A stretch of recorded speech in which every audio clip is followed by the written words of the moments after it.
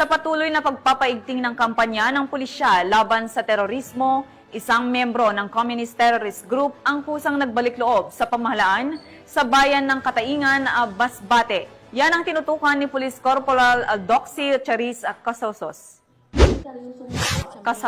Communist Terrorist Group sa himpilan ng Kataingan Municipal Police Station sa Barangay Istampar, Kataingan, Masbate, nito ika-17 ng Hunyo taong kasalukuyan.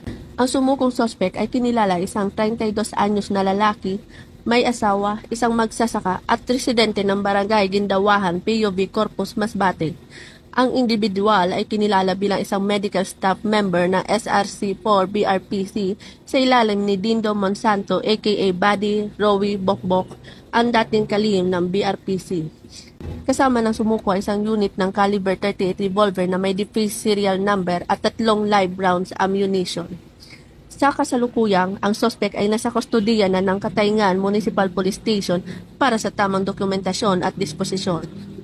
Patuloy na nanawagan ng PNP Bicol sa mga kababayan nating nalihis ng landas dahil sa maling ideolohiya na magbalik loob sa gobyerno, mamuhay ng mapayapa at maayos kasama ang kanilang mga pamilya.